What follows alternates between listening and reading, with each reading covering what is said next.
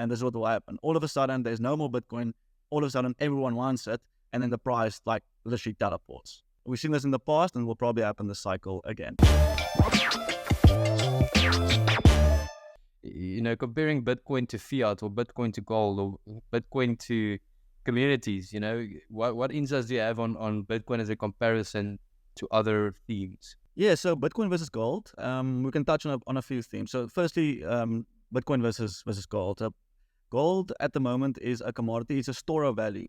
What's always so interesting to me is that people, especially in older generations, they obsess over gold. I mean, think of all the movies that you watch as a kid. It's always the city of gold, always this treasure thing, and they need to get the gold. In the old days, the gold bars, it was a representation of your wealth. It's tapped in. It's 5,000 years that we kind of have this thing in our head that gold equals wealth. Not silver, not platinum, not palladium. Diamonds, yes, but diamonds represents something else. Gold represents wealth, and people obsess over it.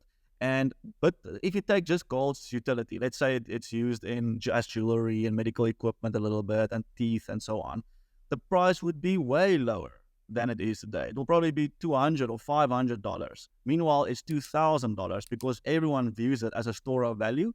That is my ultimate safe haven, gold. Now, at the moment, Bitcoin looks like it will become kind of a digital gold.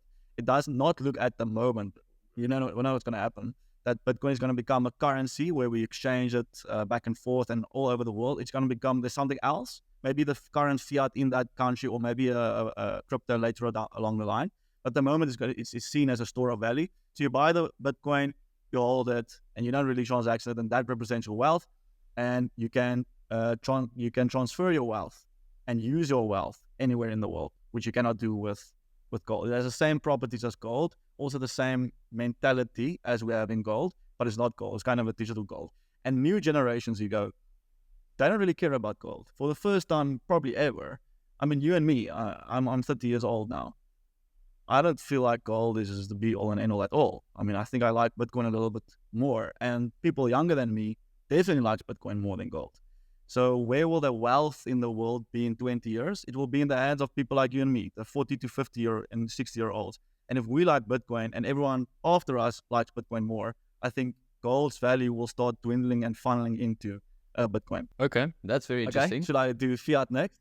Yeah. Or you can just respond next. To that. Oh yes, I'm listening.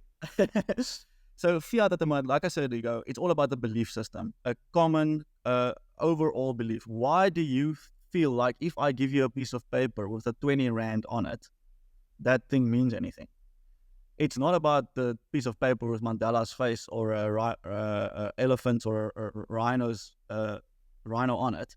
It's about what it represents. And and everyone else knows that if I give you 20 Rand, that equals a loaf of bread. And no one can dispute that. And we all know it. And we all believe it.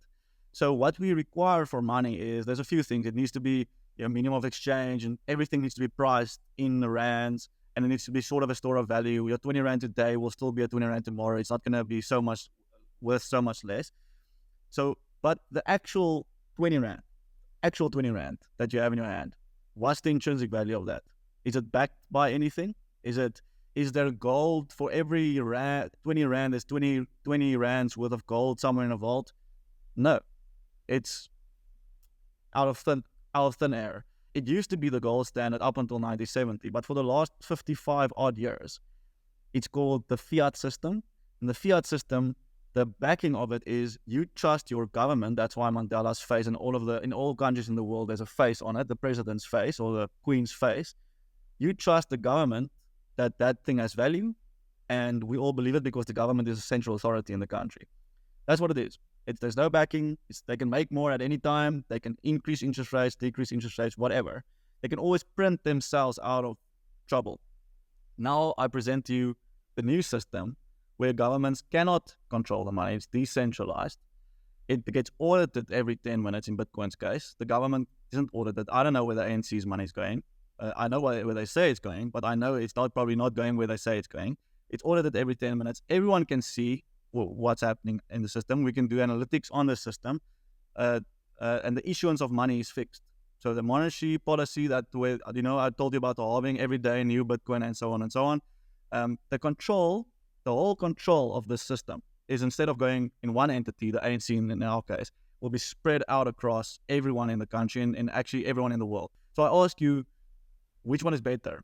Do you want a system? Let's compare it to news. Do you want one system? We have a newspaper every day, and you trust the people writing that newspaper that is the truth, but you don't actually know? Or do you want everyone on Twitter and people reporting from different places in the world, giving you way more sources, and the truth will always come out there? I prefer the latter, and I think Bitcoin is the same. Will do the same that Twitter and all of these platforms did for news. I think Bitcoin will be the same for money. And so I've got a question. There's a lot of people that's really obsessed with Bitcoin. Like, it's all in their emotions. They dream about it. They eat, sleep, and think about it all the time. What do you make of that belief, or that concept of people being obsessed with it? Is it good or bad for Bitcoin? Yeah, it's a very interesting question, Higgo. I think money, any money, is a system of belief. I can't give you a 20 Rand if you don't believe that 20 Rand has any value. Like, where did you get this piece of paper? The reason that you accept my 20 Rand as a payment for your loaf of bread is because you trust that it has value and the government says it has value. So any money, whether it's gold, shells, cattle, Bitcoin, credit card, anything, requires a system of belief. And that belief, what I like about Bitcoin specifically, it's people are obsessed with this thing. Even me at a stage, I was a little bit like, you get into this thing and you're making money as well. Remember, that's important. You're making money, and it's like against the government. And I love money. Personally, my favorite subject at university was monetary economics, and within economics, monetary policy. So I understand money quite well, better than most, I think. And Bitcoin was this new attack. This is an attack on this monetary system. But for it to work, it requires a mass adoption. Otherwise, money or gold doesn't mean anything if there's no mass adoption. Interesting. So before we get to the price predictions, there's one more point I want to cover, and that is the risks. Everything has a risk, especially a risk asset. And, it all, like, I'm also trying to figure out what can go wrong, especially in the short term. And I'm struggling to find that reason. So maybe you could just lighten up a few reasons. I know there's lots of politicians and people saying, it's used for drug money and for fraud and so on, but and fair. And I don't really know those details, but so is cash. So I don't really view that as a risk. So, what are the risks? What can go wrong? If something were to go wrong, what would it be? Yes, I'll explain the main arguments against Bitcoin in the video that we cover what is Bitcoin and how it works. But in terms of price, which is this video, what can go wrong? I think a black swan event can go wrong. So in other words, there's a war, and the war affects us all. Everyone starts selling basically everything. So we call it that COVID. COVID was a black swan event. It just happened. So that can go wrong. I think the banning thing, I don't think that's going to happen at all. The main argument against the US banning it, firstly, is already so big. So for you to ban it now, man, it's a little bit too late.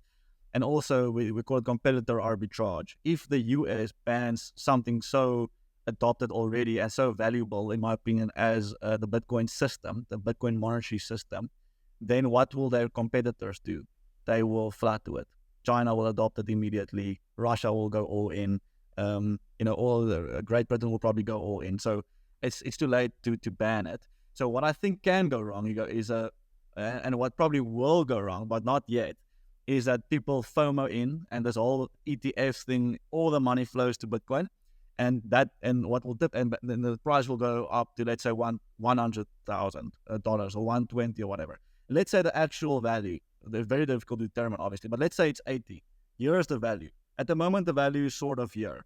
Now, what happens is, in any risk-on assets like tech stocks and Bitcoin, is that people get so excited, and it's just a human thing, that we all FOMO in. You sell your kids, your wife, your house, everything. What did he say?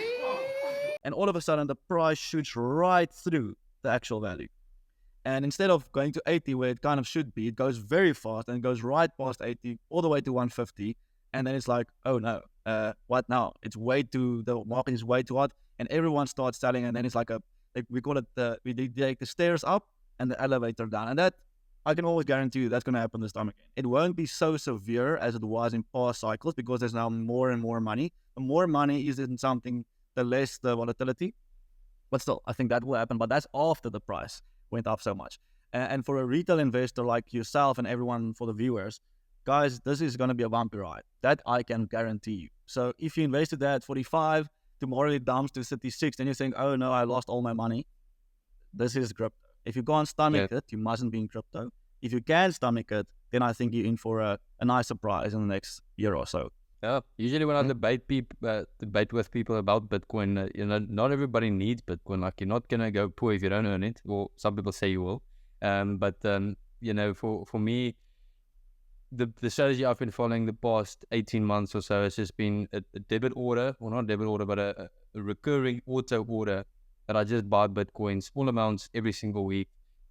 Because frankly, you don't know what's going to happen next week or next month.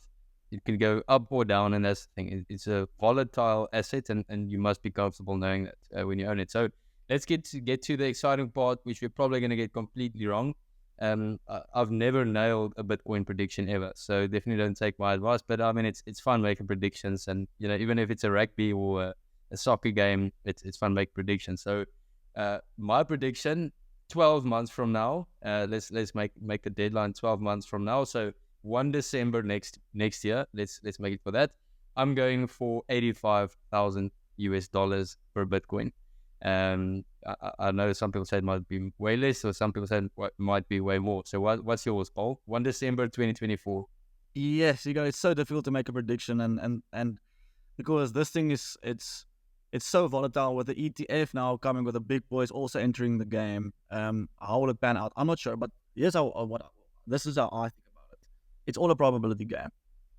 So I say, given the two demand factors that we mentioned, the ETF as well as the interest rates, given the supply factors, the fact that there's a halving coming, and historically the halving, we know how it plays out, and also the on-chain analytics showing you that people are taking money off exchanges, people are not selling. For me, it's a probability game. So I'm asking myself, what are the chances that this thing doubles? And what are the chances that this thing halves in value over the next year to 2 years? I say there's a 90 to 95% chance that this thing doubles in the next 2 years. And a 5 to 10% chance that it goes from 40, where it is now 45, back to 20. Given those odds, what do I do with my money? And I don't have kids and I don't have dependents. I go overweight. I go heavy overweight. If you give me those odds going to the casino, I take it every day of the week.